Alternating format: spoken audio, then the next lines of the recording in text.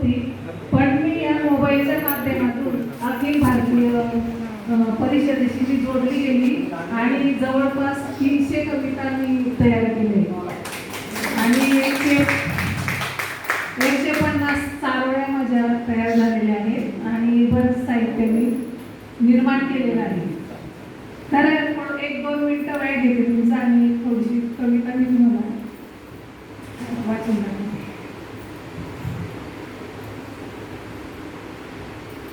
नवी भरारी 2021चे स्वागत हा विषय आपला होता. तर मी नवी भरारी ही कविता तिथे सादर केली होती. कठीण काळातही जगलो आम्ही, कठीण काळातही जगलो आम्ही, सोडून देऊ साऱ्या विवंचना. 2021 दारी भाग्याने आला, घेऊनी नवी उभारी नव्या संवेदना.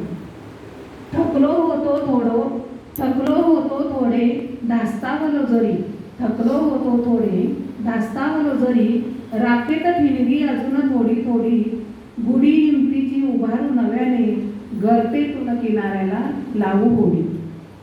तंत्रज्ञानाचे फायदे आम्हा किती कळले, सर्व क्षेत्रामध्ये त्याने आम्हाला जोडले. अंतरंग विस्तारू नव्या कल्पनेचे, अवकाश जोडून घेऊ वाऱ्या सवे आपले.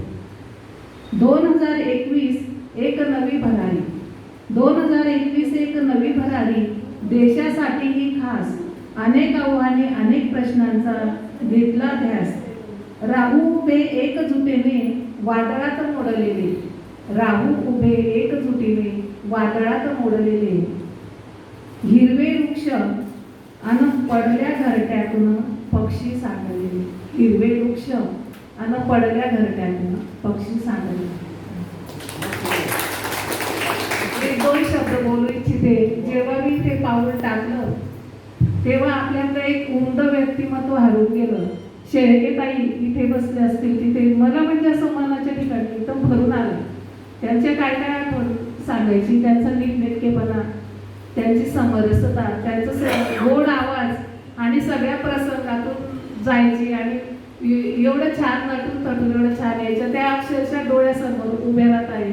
जिथे कुठे ते असतील त्यांच्या आत्म्याला माझं त्रिवार नमन, त्रिवार नमन.